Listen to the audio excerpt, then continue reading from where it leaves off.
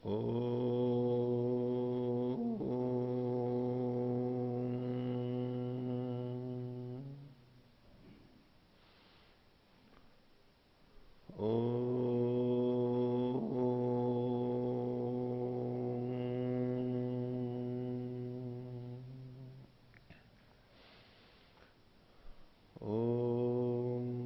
सहनावतु सहनौ भुनक्तु सह वीर्यं कर्वावहै तेजस्विनावधीतमस्तु मा विद्विषावहै।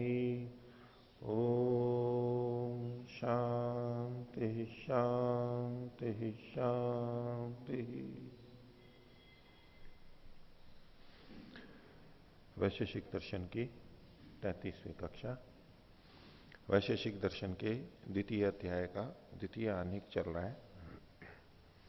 कल के पाठ में कुछ तो इन्होंने संशय का स्वरूप बताया, संशय कैसे होता है, और फिर उसकी जिसलिए उन्होंने लिखा था कि आगे चल के चूंकि शब्द के बारे में चर्चा चलेगी तो शब्द का लक्षण भी हमने देखा 21वें सूत्र तक, और उससे पीछे हमने दिशा संबंधी जो इनके और सूत्र थे उनको भी देखा था।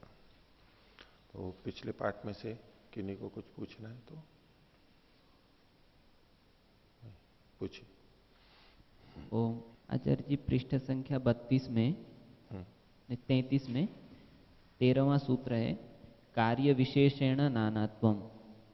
तो दिशाओं का नानात्व इसमें बताया गया है, कार्य विशेष से दिशाएं अनेक हैं। तो जैसे यहाँ पर कार्य विशेष से दिशाओं को अनेक बताया गया है, उसी प्रकार से मास, वर्ष, दिन इत्यादि की दृष्टि से अगर हम काल को देखेंगे तो उसको भी नानात्व कहा जा सकता है क्या? कह सकते हैं, कह सकते हैं। व्यवहार विशेष से और व्यवहार करते ही हैं हम, बिल्कुल कह सकते हैं। एक जो नवे सूत्र पे चर्चा थी, नित्येषु अभावात और अनित्येषु भावात कारणे कालाख्येति, तो इसको एक तो इस दृष्टि से देखा जा सकता है कि नित्य वस्तुओं के साथ काल रहता है या नहीं रहता है, अनित्य के साथ काल रहता है या नहीं रहता है। इसको ऐसा ना देख करके यदि यूं देखें कि कारणे कालाख्येति, कारणों में काल का नाम भी दिया गया है कारण के रूप में। तो काल कारण के रूप में अनित्यों में तो रहता है, लेकिन नित्यों में कारण के रूप में नहीं रहता है। काल नित्य वस्तुओं में कारण के रूप में नहीं रहता है, अनित्य वस्तुओं में कारण के रूप में भी रहता है। कि बिना काल के उन वस्तुओं की उत्पत्ति नहीं हो सकती, उन वस्तुओं का विनाश नहीं हो सकता। इस रूप में कारण को भी काल को भी कारण स्वीकार किया गया है अनित्य वस्तुओं में। कि अनित्य वस्तुएं जो बनने वाली हैं उसमें बाकी सब चीजें हो, लेकिन उसको काल न दिया जाए तो बन नहीं सकती हैं। तो अनित्य वस्तुओं में तो कारण के रूप में काल होता है, लेकिन नित्य वस्तुओं में कारण के रूप में नहीं होता है,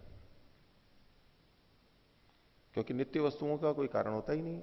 काल ही क्यों, उनका कोई उपादान कारण नहीं होता, उनका कोई समवायी असमवायी निमित्त कोई कारण नहीं होता है, तभी तो वो नित्य कहलाती हैं। तो इस दृष्टि से इस सूत्र की व्याख्या देखी जा सकती है कि नित्येषु अभाव, नित्यों में कारण के रूप में अभाव होता है। वैसे तो रहता है काल, हम जो सदा निरंतर चिरंतन ये सब जो शब्द बोलते हैं, नित्य में नहीं, नित्य वस्तुओं में। उस वस्तु को नित्य कह रहे हैं तो वो हमेशा रहने वाली है, उत्पत्ति विनाश से रहित है। उस दृष्टि से तो काल है, वहां पर भी काल का व्यवहार भी होता है, परमात्मा भी काल का व्यवहार करता है हमारी दृष्टि से। तो कारण के रूप में काल वहां नहीं रहता नित्य में, और अनित्य में तो कारण के रूप में रहता है। इस तरह देखा जा सकता है उसको। तो हाँ जी आचार्य जी, 32वें सूत्र में 32वें पृष्ठ में 10वां सूत्र है। इसमें दिशा का लिंग बताया गया है कि इत इदम इति यतः तद दृश्यम लिंगम। तो यतः के व्याख्या में भाष्य में लिखा है कि यतो भवति तत् खलु, जिससे ऐसा होता है वह। तो यहाँ पर ये तत् किसको संकेत कर रहा है ये स्पष्ट नहीं हो रहा है।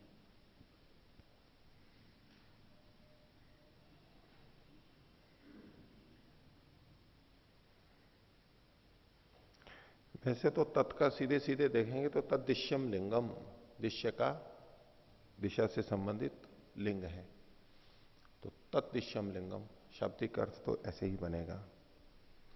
तो जिसके कारण से इतः इदम इति, यहां से ये है ऐसा जो व्यवहार होता है,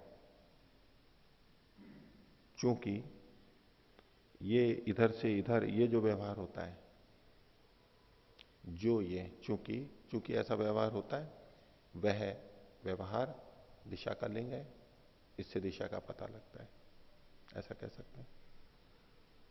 अब यहां जो इन्होंने अर्थ किया ना यतो भवती, अब यतो भवती का मतलब ऐसे लिखते हैं कि ये जो इतः इदम ये जो व्यवहार जिससे होता है मतलब दिशा से होता है, उधर तात्पर्य चला जाता है।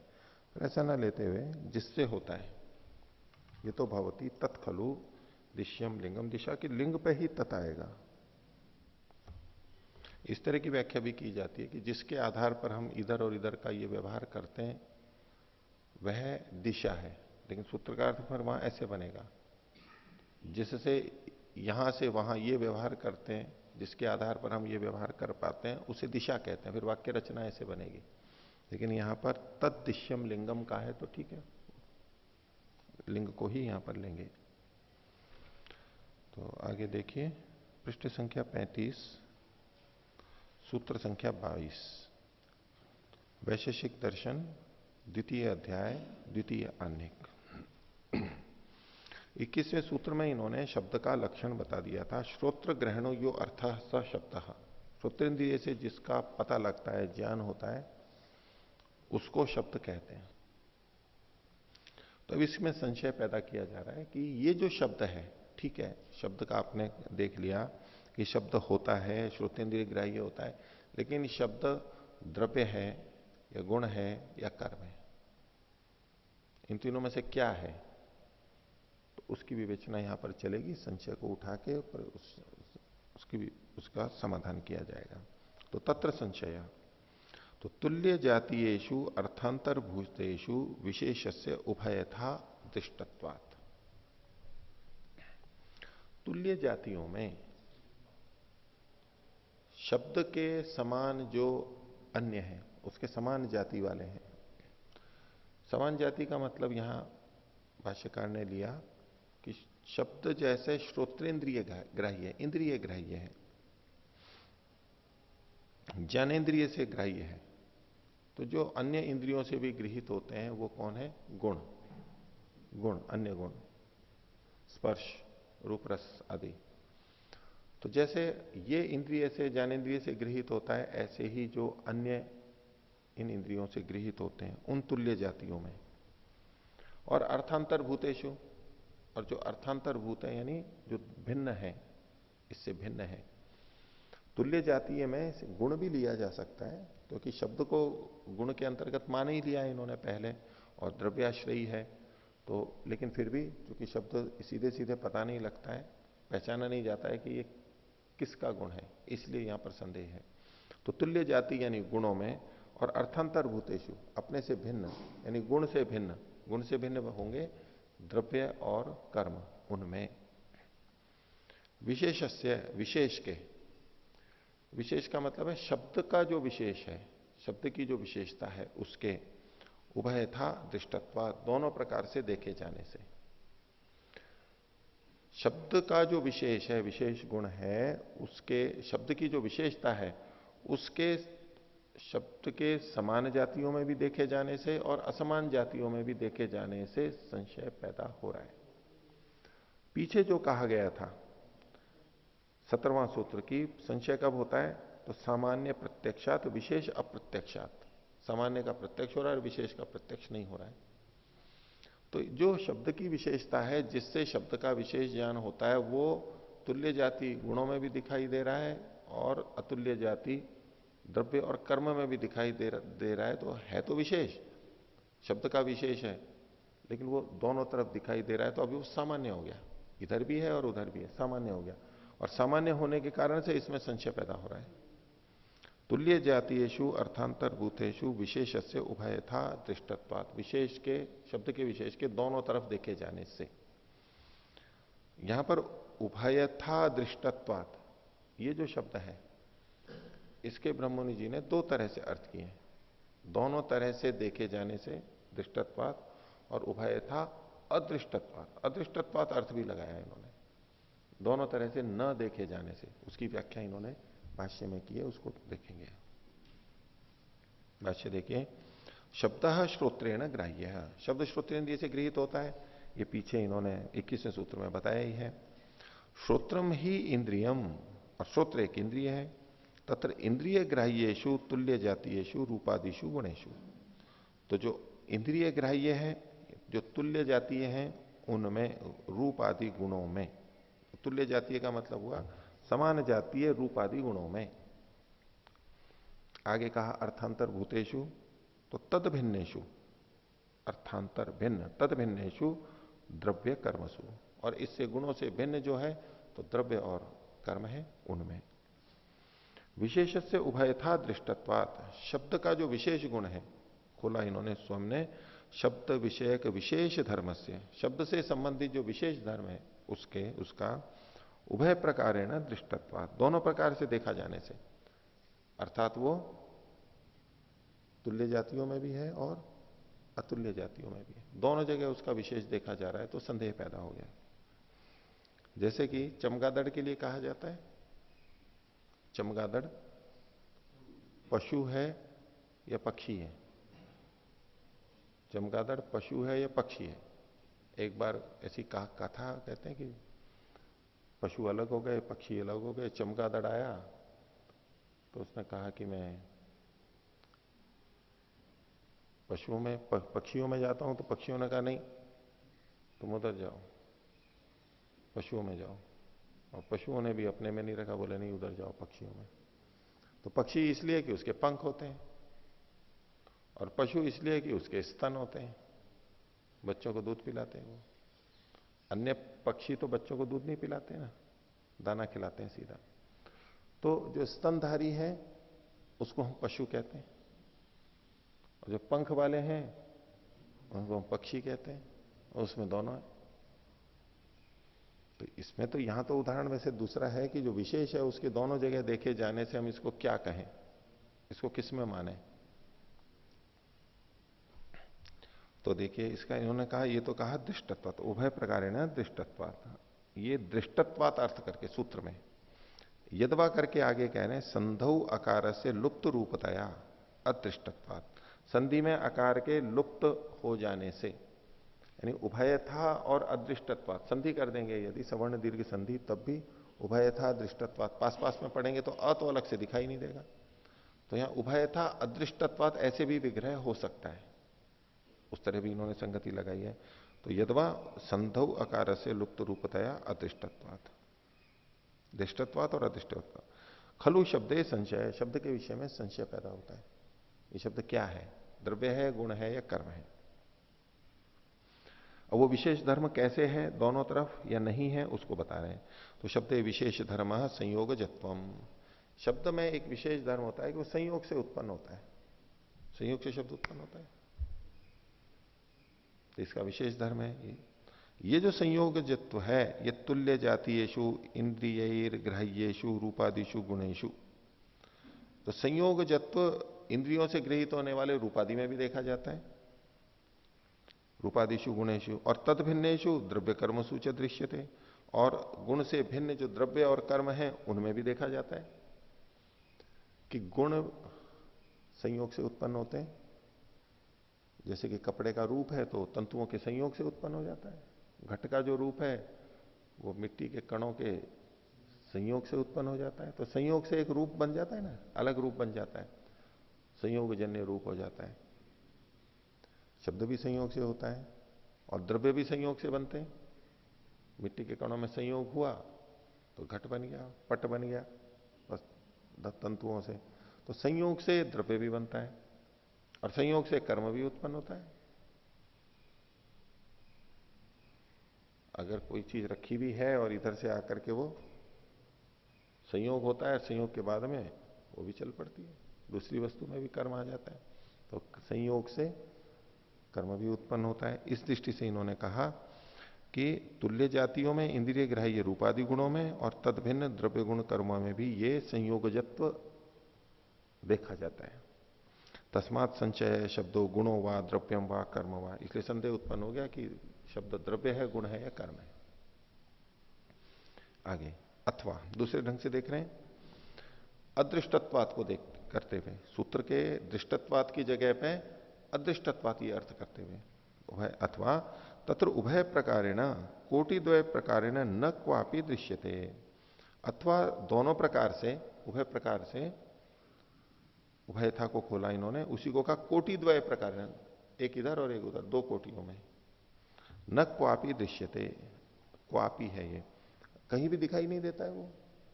जैसे शब्द का विशेष धर्मो विभागजत्वम, विभाग से उत्पन्न होना, विभाग से उत्पन्न होना ये शब्द का विशेष धर्म है। संयोग से उत्पन्न होना ये भी विशेष धर्म है, और विभाग से उत्पन्न होना ये भी विशेष धर्म है।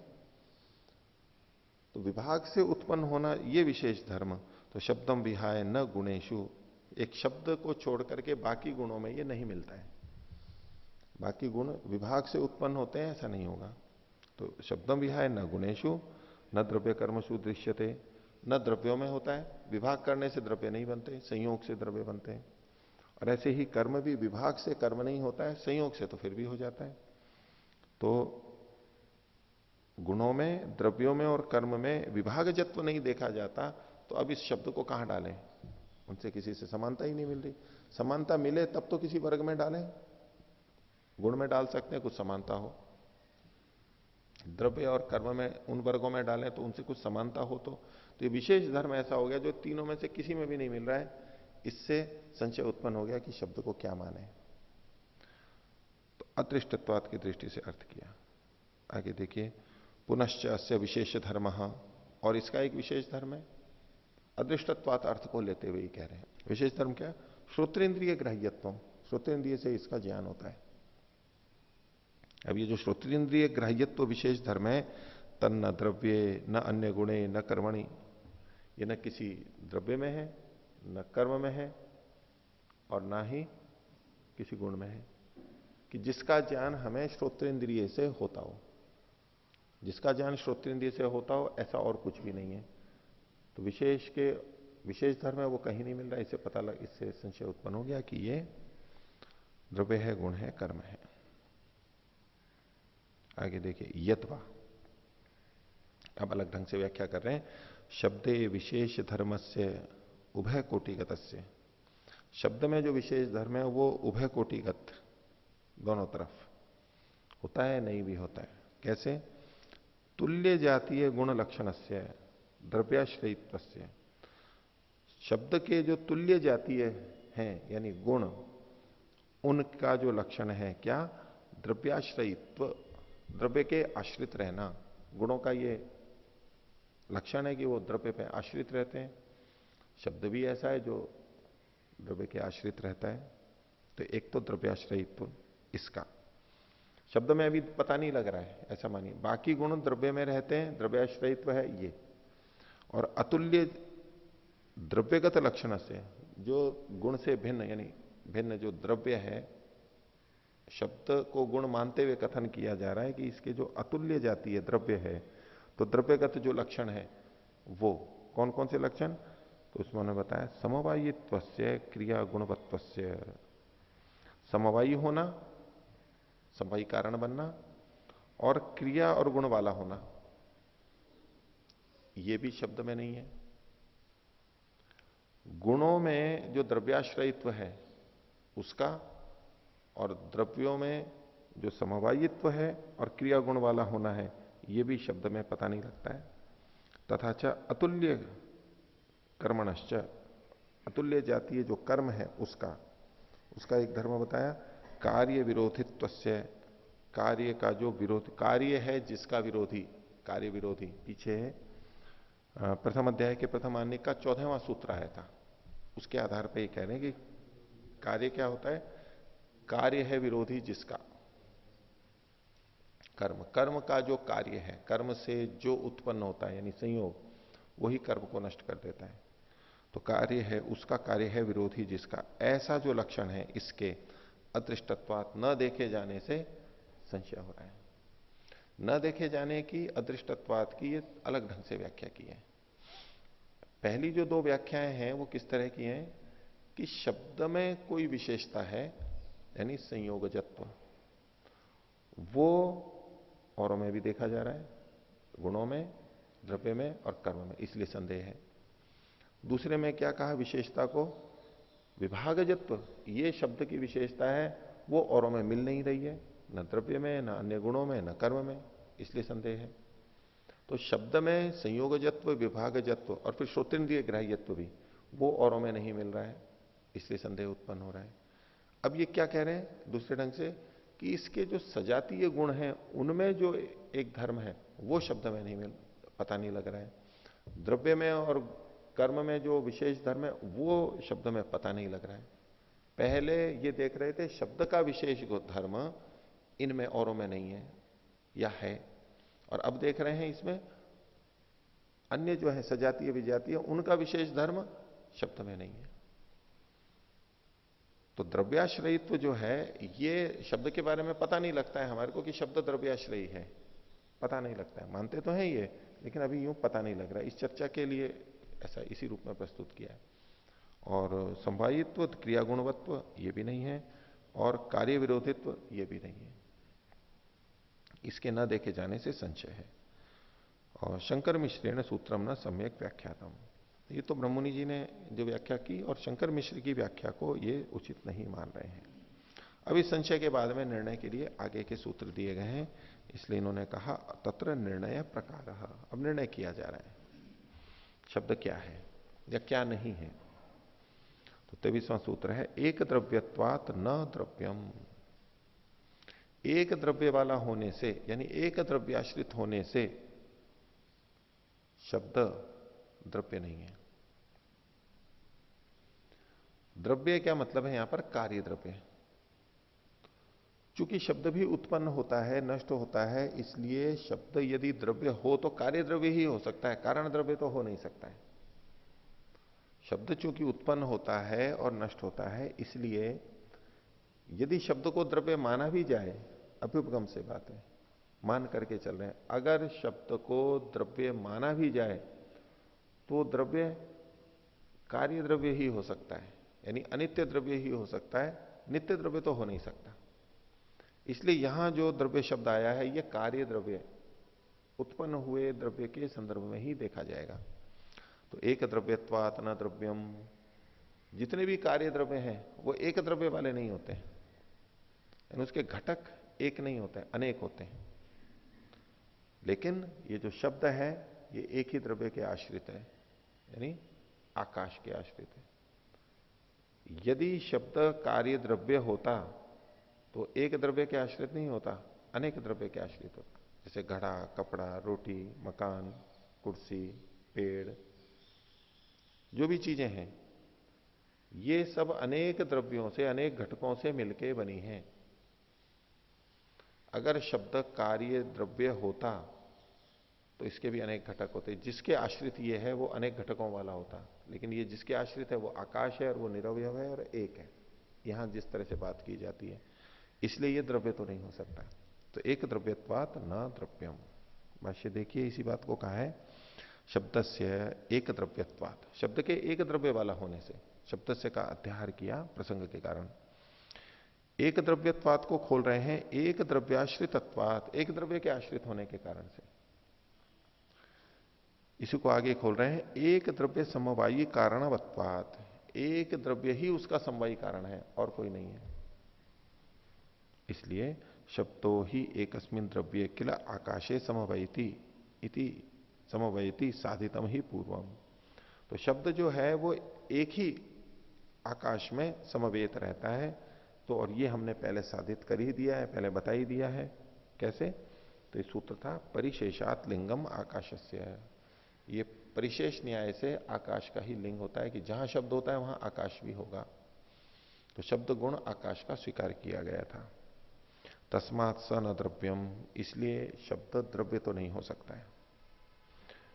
द्रव्यम कार्य द्रव्यम नैके द्रव्ये समवैति किंतु अनेकेशु। द्रव्यम को ही इन्होंने आगे खोल दिया, द्रव्यम अर्थात कार्य द्रव्यम। कारण द्रव्य की बात नहीं है यहां पर, यह नित्य द्रव्य की बात नहीं है, अनित्य द्रव्य की, कार्य द्रव्य की बात है। तो द्रव्यम अर्थात कार्य द्रव्यम, ये न एक द्रव्य समवैति, किसी एक द्रव्य में कभी भी नहीं रहता है। जो भी कार्य द्रव्य है उसका आधार यानी समवायी कारण एक नहीं होगा, अनेक ही होंगे। द्रव्यम कार्य द्रव्यम न एक द्रव्य समवैति किंतु अनेकेशु, लेकिन अनेकों में रहता है वो। उदाहरण दे रहे हैं, यथा वस्त्रम नैकम तंतुम समवैति, जैसे कपड़ा एक तंतु में रह नहीं सकता है। एक धागे का कोई कपड़ा देखा है क्या? एक धागे का कपड़ा नहीं। कोई कपड़ा कहेगा तो बोले नहीं ये तो धागा है, उसको कपड़ा कह ही नहीं सकते। तो जैसे वस्त्र एक तंतु में संवेद नहीं होता है, न ही एक अस्मात् तंतोर वस्त्रम संपद्यते, एक ही धागे से तंतु से कपड़ा बनता ही नहीं है। बहुभ्य एवं संपद्यते, अनेकों से बनता है। ऐसे जितनी भी कार्य वस्तु हैं, कार्य द्रव्य हैं, वो अनेक द्रव्य आश्रित होते हैं, अनेक द्रव्यों से ही बनते हैं, एक से नहीं बनते। इसलिए शब्द तो कार्य द्रव्य नहीं हो सकता। कारण द्रव्य की बात ही नहीं है, केवल द्रव्य मतलब कार्य द्रव्य ही। तब इसके ऊपर फिर संदेह पैदा होगा कि चलो द्रव्य तो नहीं है लेकिन कर्म तो हो सकता है, क्योंकि ये लक्षण तो कर्म में भी घटता है। इसलिए भूमिका बनाई, ननु एक द्रव्यम कर्म भवति किम कर्म से शब्द। कर्म एक द्रव्य होता है, एक द्रव्य आश्रित होता है, कर्म के लक्षण में उन्होंने बताया था। कोई एक कर्म अनेक द्रव्य आश्रित नहीं होता, एक ही द्रव्य आश्रित होता है। जो भी कार्य द्रव्य बना हुआ है उसके आश्रित रहता है। तो शब्द जब एक द्रव्य आश्रित है तो कर्म भी तो एक द्रव्य आश्रित है। इस साधन में से कह सकते हैं कि शब्द को कर्म ही मान लिया जाए। तो ननु एक द्रव्यम कर्म भवति किम कर्म स्यात् शब्द, चूंकि कर्म एक द्रव्य आश्रित रहता है तो क्या कर्म को भी, क्या शब्द को भी कर्म मान लिया जाए? किम कर्म स्यात् शब्द, क्या कर्म ही शब्द है या तो शब्द को कर्म मान लिया जाए? तो इसका उत्तर दिया जा रहा है 24वां सूत्र, नापि कर्म अचाक्षुषत्वात् प्रत्ययस्य। बोले नहीं, ये नहीं हो सकता है, शब्द कर्म नहीं हो सकता है। क्यों नहीं हो सकता? नापि कर्म न अपि कर्म अचाक्षुषत्वात्, क्योंकि शब्द चक्षु से गृहित नहीं होता है। शब्द का ग्रहण चक्षु से नहीं होता है। प्रत्यय से मतलब ज्ञान के, शब्द के ज्ञान का चक्षु से ग्रहण न हो पा सकने के कारण से। अर्थात इससे विपरीत क्या बात आएगी कि कर्म का ग्रहण तो चक्षुओं से हो जाता है, यही तो आ जाएगी। यदि कर्म का ग्रहण भी चक्षुओं से नहीं हो ऐसा माना जाए तो फिर तो शब्द का और उससे भेद नहीं रहा। शब्द कर्म क्यों नहीं है उसमें जो हेतु दिया गया, क्योंकि वो अचाक्षुष है, आंखों से नहीं जाना जाता है शब्द। कर्म तो आंखों से जाना जाता है, कर्म को देखते ही ना हम, सारे कर्म होते रहते हैं, आंखों से देखते हैं ना, उठ रहा है बैठ रहा है, ठीक है। ये उसी स्तर पे बात कर रहे हैं, कर्म आंखों से दिखता है, इस स्तर पे ये बात कही जा रही है। हम देखते ही ना, सारी गतिविधियां हो रही हैं, आंखों से ही तो देखते हैं, आंखों से देख लेते हैं। हाँ, छूने से भी पता लग जाता है, कई बार गतिविधि हो रही हो तो हम छूने से भी पता लग जाता है कि हाँ। लेकिन शब्द का ज्ञान चक्षु से नहीं होता, कर्म का ज्ञान तो चक्षु से हो जाता है, इसलिए शब्द कर्म नहीं हो सकता है। तो ना भी कर्म अचाक्षुषत्वात् प्रत्यय से, प्रत्यय यानी ज्ञान। इसी को भाष्य में खोला है, न च शब्द कर्म, शब्द कर्म भी नहीं हो सकता है। यद्यपि कर्म भवति एक द्रव्य समवायिकम, परंतु शब्द एक द्रव्य का सन्नपि कर्म नास्ति। बोले यद्यपि कर्म एक द्रव्याश्रित होता है, एक द्रव्य में समवेत होता है, लेकिन शब्द एक द्रव्य वाला होते हुए भी कर्म नहीं हो सकता है। क्यों? प्रत्यय से अचाक्षुषत्वात्। प्रत्यय का मतलब है शब्द प्रत्यय, शब्द का जो ज्ञान होता है, शब्द प्रत्यय से। शब्द प्रत्यय है, कोई आगे खोल दिया, शब्द प्राप्त है, शब्द की जो प्राप्ति है, उपलब्धि है, हमें बोध होता है, वह है अचाक्षुषत्वात्, चक्षु से नहीं होने के कारण से। शब्द प्राप्ति स्तु श्रोत्रेंद्रिय न भवती। शब्द का ग्रहण ज्ञान तो हमारे को श्रोतेंद्रिय से होता है। उक्तम ही, जैसा कि पहले कहा ही है, श्रोत्र ग्रहणो यो अर्थ स शब्द, 21वां सूत्र पीछे कहा है। लेकिन कर्म तो साक्षात चक्षुषा दृश्य थे, कर्म तो सीधे आंखों से दिखाई देता है। वे अर्थापत्ति तो यही निकल के आएगी। सूत्र में भले ही नहीं कहा गया है, लेकिन जिस ढंग से शब्द को कर्म से पृथक किया जा रहा है कि शब्द कर्म नहीं है, उसे तो यही लगता है। वैधर्म में बताया जा रहा है कि शब्द अचाक्षुष है तो कर्म चक्षुष होगा, नेत्र से दिखाई देगा। इसलिए इन्होंने वैसा लिख ही दिया है, कर्म तो साक्षात चक्षुषा दृश्यते तस्मात् शब्दों न कर्म, इसलिए शब्द कर्म नहीं है। ये इन्होंने सूत्र की व्याख्या कर दी। अब दूसरे ढंग से आगे चर्चा कर रहे हैं, अथवा अपि हेतु समुच्चयार्थ। सूत्र में जो ना अपि शब्द है वो हेतु के समुच्चय के लिए है। पीछे एक हेतु दिया था, एक द्रव्यत्वात् न द्रव्यम, ना अपि, ये पीछे जो हेतु है उसका समुच्चय लेते हुए कह रहे हैं। तो हेतु समुच्चयार्थ, तो शब्द कर्म न, शब्द कर्म नहीं है। क्यों? तत्प्राप्त है अचाक्षुषत्वात्, उसकी प्राप्ति के चक्षु से गृहित न होने के कारण से। कर्म चाक्षुषम, कर्म तो नेत्रों से दिखाई देता है। तथा तद विरुद्ध धर्मकम च, और ये शब्द जो है उसके भिन्न विरुद्ध धर्म वाला है। तस्मात् अचाक्षुषत्वात् तद विरुद्ध धर्मकत्वादपि, तो अचाक्षुष होने से, कर्म के विरुद्ध धर्म वाला होने से ये कर्म नहीं है, शब्द कर्म नहीं है। आगे, शब्द से तद विरुद्ध धर्मश्च शब्दात शब्द उत्पत्त्यते सचेत कर्म स्यात् तदा। अगर कोई कहे, ये विरुद्ध धर्म को और बता रहे हैं आगे, कि शब्द का तद और उसका विरुद्ध धर्म, शब्द और शब्द का जो विरुद्ध धर्म है क्या है, कि शब्दात शब्द उत्पत्त्यते, शब्द से शब्द की उत्पत्ति होती है। जो शब्द हमने उच्चरित किया वो दूर दूर चलता जाता है, तो एक शब्द से दूसरा शब्द उत्पन्न होता है, ये स्वीकार किया जाता है। तो शब्द से शब्द की उत्पत्ति होती चली जाती है। इसी तरह शब्द एक जगह से दूसरी जगह जाता है, उस संदर्भ में शब्द से शब्द की उत्पत्ति मानते हैं। तो चूंकि शब्द से शब्द उत्पत्ति होती है और सचेत कर्म से आती, यदि वो कर्म हो शब्द, फिर तो कर्म कर्म साध्यम न विद्यते। ये पहले अध्याय के पहले आने का 11वां सूत्र बताया था कि कर्म कर्म से उत्पन्न नहीं होता है। इति विरोधासात, ये विरोध हो जाएगा। शब्द तो शब्द से उत्पन्न होता है, लेकिन कर्म कर्म से उत्पन्न नहीं होता है। यदि शब्द भी कर्म होता तो फिर तो वो शब्द से शब्द उत्पन्न नहीं हो सकता था। यदि शब्द कर्म हो और फिर कहा जाए कि शब्द से शब्द उत्पन्न होता है, तो इसका मतलब है कर्म से कर्म उत्पन्न होता है। तो परस्पर विरुद्ध हो जाएगा, शास्त्र के वचन से विरुद्ध हो जाएगा। इसलिए ऐसा नहीं मान सकते। इति विरोधास्यात् अथापि शब्द खलु संयोग जो विभागजश्च पुनः संयोगो विभागश्च कर्मजः इत्यपि वैपरीत्यम आपत्त्यते। एक और विरोध बात बताई जा रही है शब्द और कर्म के बीच में, कि शब्द संयोगज और विभागज होता है, संयोग से भी उत्पन्न होता है और विभाग से भी उत्पन्न होता है। तो संयोग और विभाग में और शब्द में परस्पर कारण कार्य का संबंध है। संयोग और विभाग कारण है और शब्द कार्य है उसका। तो शब्द संयोग और विभाग से उत्पन्न होता है, और संयोग और विभाग कैसे उत्पन्न होते हैं? वो कर्म से उत्पन्न होते हैं। बिना कर्म किए संयोग और विभाग नहीं हो सकता, कर्म तो होगा वहां पर। तो कर्म से संयोग विभाग उत्पन्न हुए और संयोग विभाग से शब्द उत्पन्न हुआ, तो इससे पता लगता है कि शब्द कर्म नहीं है। तो अथापि शब्द खलु संयोगो जो विभागश्च पुनः संयोगो विभागश्च कर्मजः, संयोग और विभाग वो कर्म से उत्पन्न होते हैं। इत्यपि वैपरीत्यम आपत्त्यते, ये भी विरोध आ जाता है। तस्मादपि शब्दों न कर्म, यानी शब्द तो संयोग और विभाग से उत्पन्न होता है और कर्म संयोग और विभाग को उत्पन्न करता है। शब्द तो संयोग विभाग से उत्पन्न होता है, लेकिन कर्म संयोग और विभाग को उत्पन्न करता है, तो इनमें विपरीतता होगी। एक संयोग विभाग को उत्पन्न करता है, एक संयोग विभाग से उत्पन्न होता है, ये भिन्नता होगी। इसलिए भी शब्द कर्म नहीं हो सकता है। अतः परिशेषात शब्दों गुणों अस्ति, इसलिए परिशेष से शब्द गुण ही है। द्रव्य हो नहीं सकता, गुण कर्म भी नहीं हो सकता, तो वो गुण ही है। अब गुण तो मान लिया, लेकिन गुण होते हुए भी कर्म के साथ में इसकी समानता को बताया जा रहा है। 25वां सूत्र, तस्य खलु गुणस्य सतो अपवर्ग कर्म भी साधर्म्यम। शब्द के गुण से सतह, गुण होते हुए भी, यदि भी वो गुण है तब भी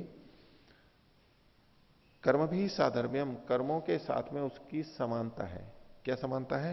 अपवर्ग, इसका नष्ट हो जाना। कर्म भी उसी समय समाप्त हो जाता है और शब्द भी उसी समय समाप्त हो जाता है। ये जो अपवर्ग है, नष्ट होना, हट जाना, फिर उसका वहां ना मिलना, ये सब जो चीजें, ये अपवर्ग है, ये कर्म के साथ समान है। भाष्य, शब्दों गुणों अस्ति इति सिद्धम, ये सिद्ध हो गया कि शब्द गुण है, फिर भी तथापि तस्य यो अपवर्ग, उसका जो अपवर्ग है, अपवर्ग को आगे खोल दिया, आशु विनाश, शीघ्र ही नष्ट होना।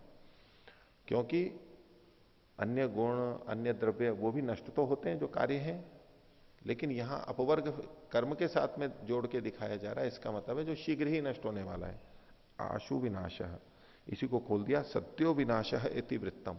ये इनका व्यवहार है, व्यापार है, स्वभाव है कि वो शीघ्र सत्य नष्ट हो जाता है। ये जो इसका धर्म है, ये कर्म भी से साधर्म्य मस्ती, कर्म के साथ समानता रखता है। शब्दों अन्य गुण सदृश स्थायी ना, जैसे अन्य गुण स्थायी होते हैं, कुछ देर अधिक रहते हैं। स्थायी का मतलब ये नहीं है कि सदा के लिए रहते हैं, लेकिन जब तक द्रव्य है या कुछ देर तक रहते हैं। अन्य गुण देर तक रह सकते हैं, लेकिन शब्द देर तक नहीं रह सकता।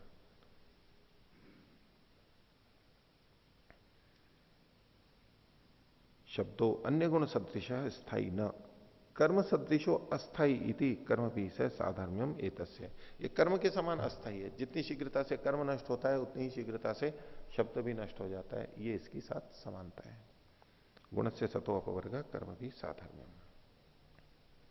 अब आगे कह रहे हैं 26वें सूत्र की भूमिका, शब्द से अपवर्ग आशु विनाश उच्यते स कथम। आप कह रहे हो कि शब्द उत्पन्न होता है और नष्ट हो जाता है जल्दी से, कर्म के समान, ये कैसे कह दिया आपने? गुण से तो रूपाधिवत यावत द्रव्य भावित्वात विनाशेन न भवितव्यम स्थिरत्वेनैव भाव्यम।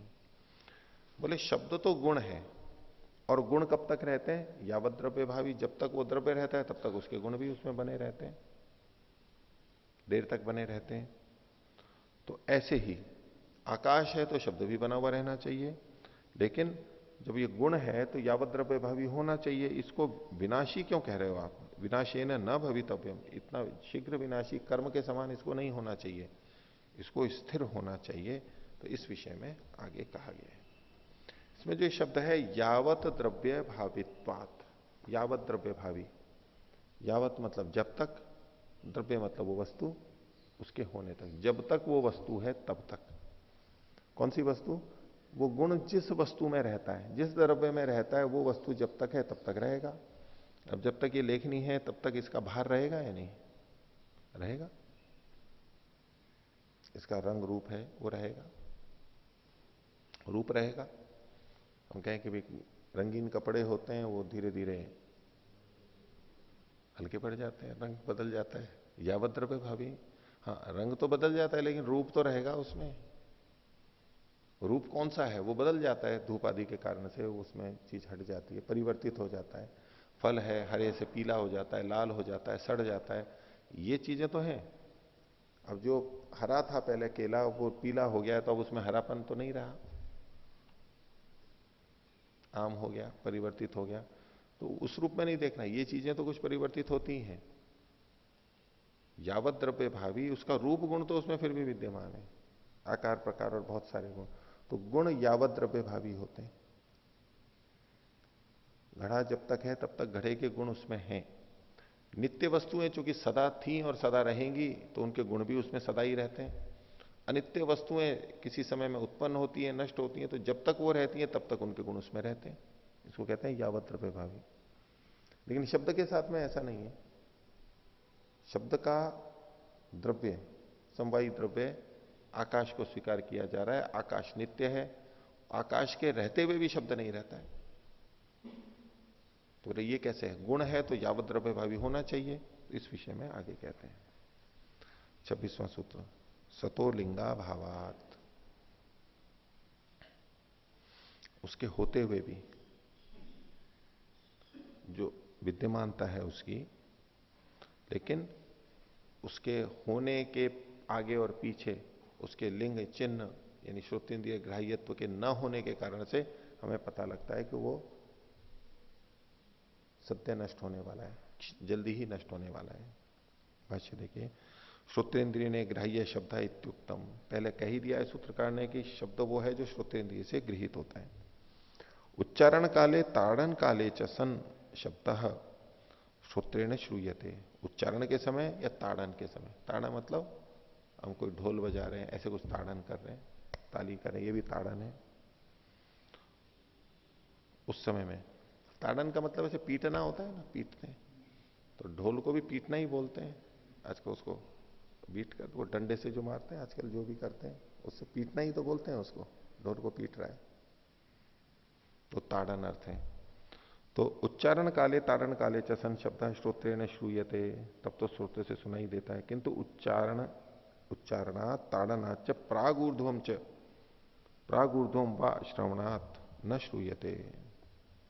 लेकिन उच्चारण या ताड़न के पहले या बाद में, प्राक मतलब तो पहले, ऊर्ध्व मतलब बाद में, श्रवणात् न श्रूयते, सुनने से भी वो सुनाई नहीं देता है। तो क्यों? तस्य अविद्यमानत्वात् अदृष्टत्वाच, उसके विद्यमान न होने से और उसके प्रत्यक्ष न होने से हम कहते हैं कि वो नहीं है। ये उसका लिंग है, मतलब उसका विद्यमानता उसके श्रवण से निर्भर करती है, तो वो हमें दिखाई सुनाई नहीं दे रहा है, इससे हमें पता लगता है कि वो नहीं है, ये लिंग का अभाव हो गया।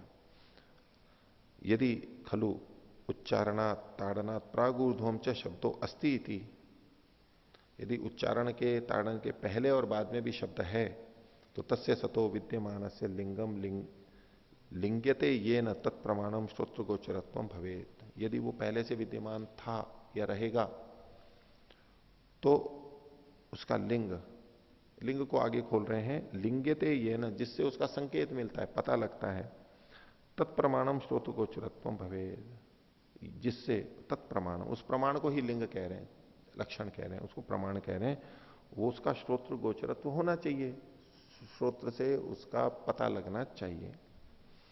न चास्ति लिंगम प्रमाणम, लेकिन इसमें कोई लिंग कोई खोल दिया, प्रमाण नहीं है। प्रमाण क्या? श्रोत्र गोचरत्व, यही प्रमाण है उसका। प्रत्यक्षम प्रमाणम अनुमानम वा, या तो प्रत्यक्ष प्रमाण या कोई अनुमान प्रमाण इस विषय में नहीं है कि शब्द रहता है उच्चारण तारण के पहले और बाद में। नहीं उच्चारणात् तारणात् वा प्रागूर्ध्वम च श्रवणात् श्रोत्रेण प्रत्यक्षम श्रूयते नानुमीयते।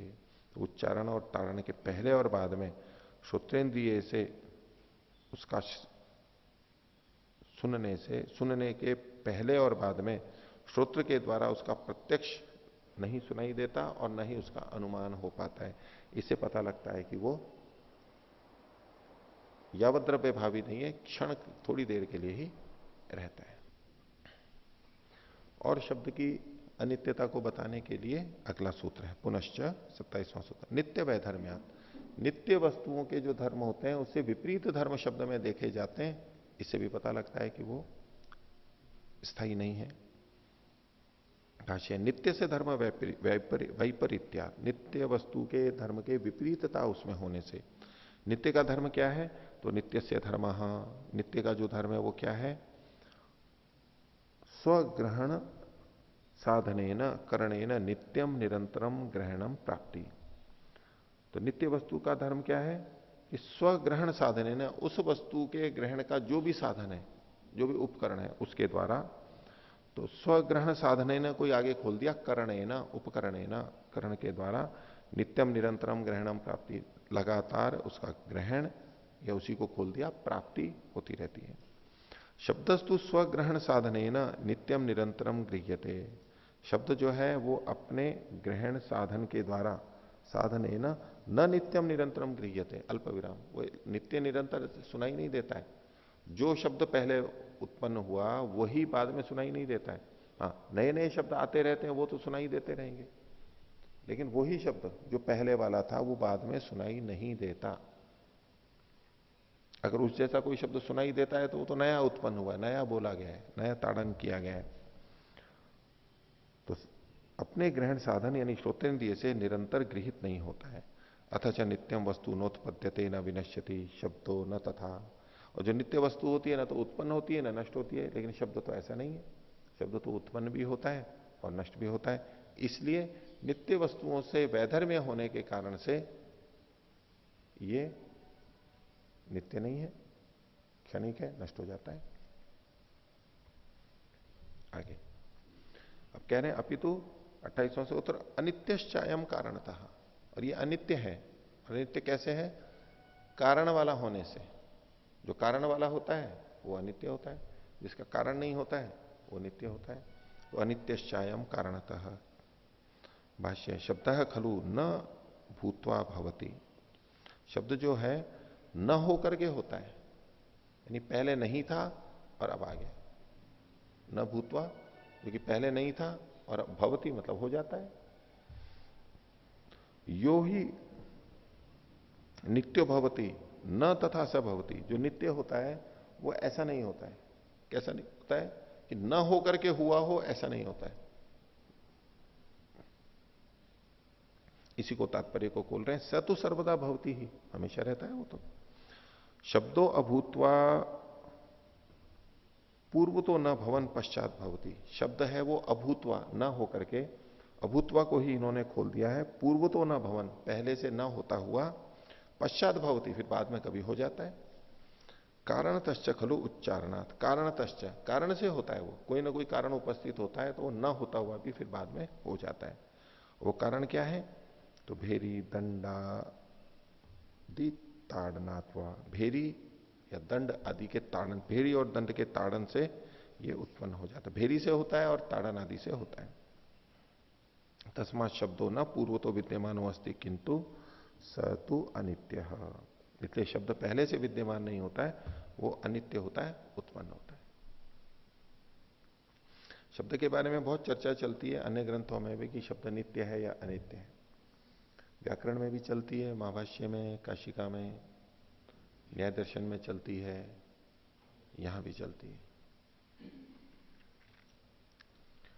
29वां सूत्र न च असिद्धम विकारात्।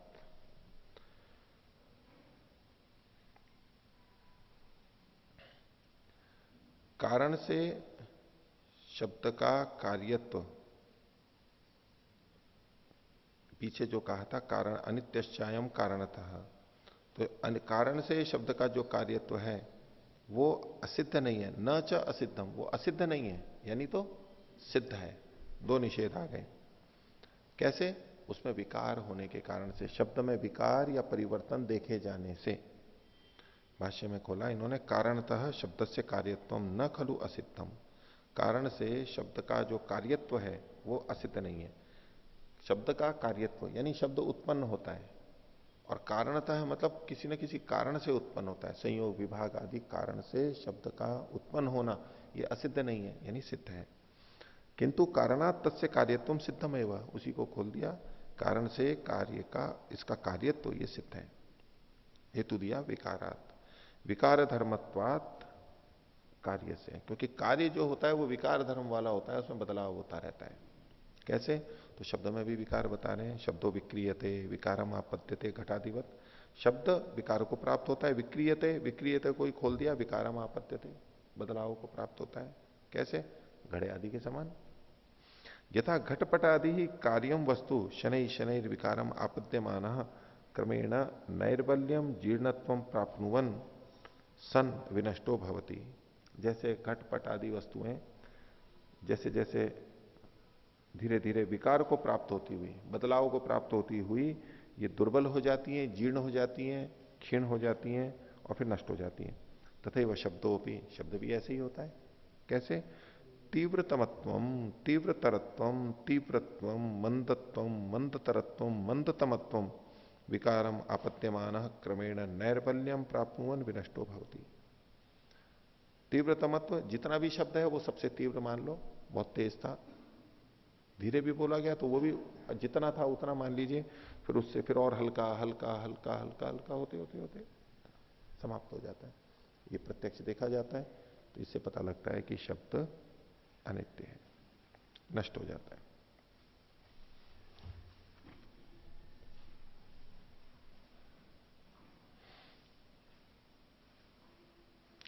अब इसके ऊपर पूर्व पक्षी प्रश्न कर रहा है। सिद्धांति ने सिद्ध किया कि शब्द उत्पन्न होता है। उस पर प्रश्न क्या कर रहा है? भूमिका 30वें सूत्र की भूमिका, शब्द कारणतः कार्य रूपेण उत्पद्यते।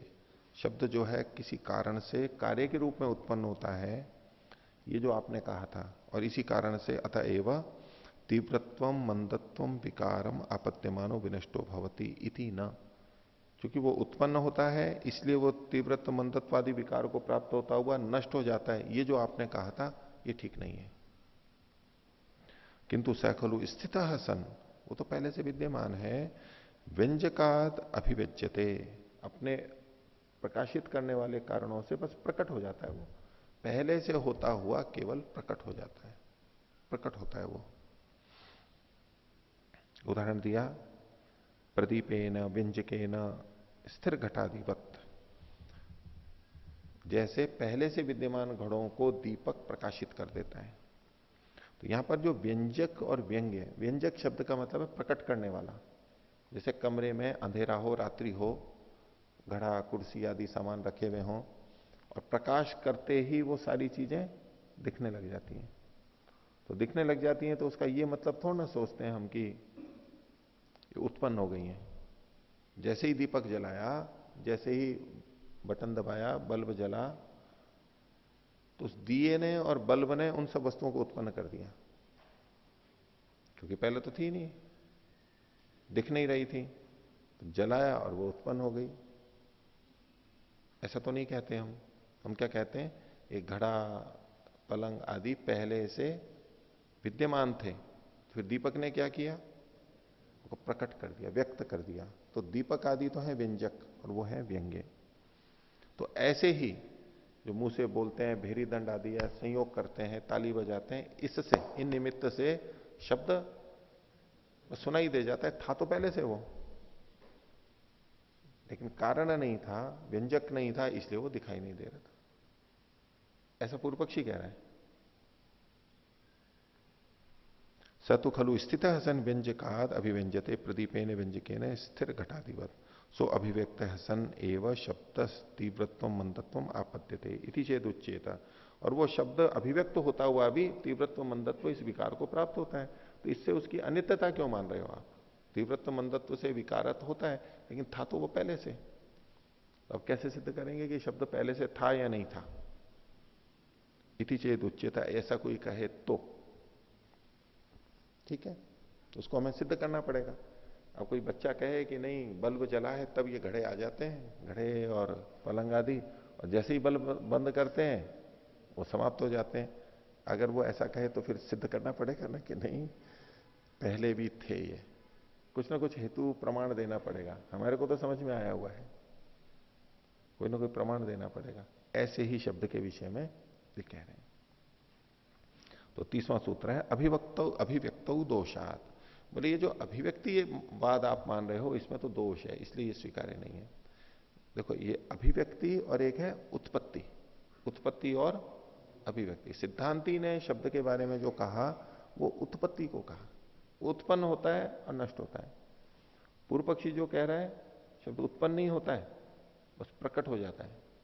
उत्पत्ति और प्रकट होने में, अभिव्यक्ति में अंतर क्या है? उत्पत्ति जब हम बोलते हैं तब ये मानना होता है कि वो पहले नहीं था और अब आया है, और अभिव्यक्ति जब हम बोलते हैं तो पहले से था लेकिन बस अब दिखाई देने लगा, ज्ञान उसका होने लगा, ये अभिव्यक्ति कहलाती है। तो बोले अगर आप अभिव्यक्ति मानोगे तो उसमें तो दोष आ रहे हैं, इसलिए अभिव्यक्ति तो नहीं मान सकते। क्या है वो बता रहे हैं भाष्यकार। अभिव्यज्यते शब्द स्थित सन व्यंजकेन इति मंतव्ये दोषो अस्ति। हे पूर्व पक्षी, आपने जो कहा कि शब्द अभिव्यक्त होता है, यानी होते हुए फिर किसी कारण से प्रकट हो जाता है, इसमें तो दोष आता है, इस दोष के कारण से। तो दोषात, दोषात को खोल दिया, दोष हेतु, हेतु में पंचमी है यहां पर, इसलिए कहा दोष हेतु मतम एतत्न युक्तम, आपका ये मानना ठीक नहीं है। इति अत्र आकांक्षा नकार से सूत्रे, सूत्र में नकार की आकांक्षा है। अभिव्यक्तो दोषात न यहां पर निषेध करना चाहिए, ये आकांक्षा है यहां पर। न सूत्र में न होते, नहीं होते हुए भी यहां न लेना चाहिए, ये भाष्यकार कह रहे हैं। आगे घटपटादय पदार्थ स्व स्व रूप संख्या आकार परिमाण सह पूर्वतः स्थिता संत खलु एकेन प्रदीपेन समान देशे समानेन्द्रियेण नेत्रेण अभिविज्यन्ते। बोले कि जो आपने उदाहरण दिया था प्रदीप से घटादि का प्रकटीकरण होना, तो वहां पर तो ये जो दीपक आदि से ये चीजें होती हैं, तो उसी स्थान पर जितने भी वस्तुएं थी वो सब की सब दिखने लग जाती हैं। दीपक से जो वस्तुएं दिखती हैं, तो जो जो भी वहां पर रखी हुई हैं 8, 10, 15, 20, 100 वस्तुएं, वो सब दिखने लग जाती हैं। और वो एक ही साथ यानी एक ही इंद्रिय से, नेत्र इंद्रिय से दिखने लग जाती हैं। लेकिन भेरी दंड अभिघाते न कल्पित व्यंजके न सर्वे शब्द अभिविज्यंते। आप कह रहे हो कि भेरी दंड आदि का यूं संयोग करने से शब्द प्रकट होता है, तो कारण के उपस्थित होने से फिर तो सारे के सारे शब्द प्रकट हो जाने चाहिए। जैसे दीपक के जलाने से कमरे में स्थित सारी चीजें दिखने लग जाती हैं, ऐसे ही शब्द के जो निमित्त है मुंह से या कैसे भी हम ताड़न संयोग विभाग करते हैं, तो सारे के सारे शब्द, सारे के सारे वर्ण सुनने में आने चाहिए, लेकिन वो नहीं आते। न सर्वे शब्द अभिव्यज्यन्ते श्रोत्रेण श्रूयन्ते वा एवं एकस्य मनुष्यस्य उच्चारण प्रयत्नेन कल्पित व्यंजकेन एक वर्णाभिव्यक्त सर्वे ककारादयो वर्णा अभिव्यज्येरन। कल्पित व्यंजकेन एक वर्णाभिव्यक्त। अब मुंह से भी बोलेंगे, पहले जो दंड ताड़न आदि है वो तो है सामान्य शब्द, और जो वर्णात्मक है भाषा है, मनुष्य जब बोल रहा है तो उससे भी केवल एक ही वर्ण अभिव्यक्त होता है। एक में सारे ककार आदि क ख ग आदि ये सारे के सारे वर्ण अभिव्यक्त नहीं होते हैं, न सुनाई देते हैं। इसलिए न च अभिव्यज्यते इति दोषा, वो प्रकट नहीं होते। अगर अभिव्यक्तिवाद होता तो ये सब एक साथ प्रकट हो जाने चाहिए, चूंकि होते नहीं है इसलिए अभिव्यक्तिवाद में ये दोष है। तो ये पहला दोष इन्होंने यहां पर बताया। आगे 2 दोष और बताएंगे, उसको हम बाद में देखेंगे। प्रणव तो नहीं।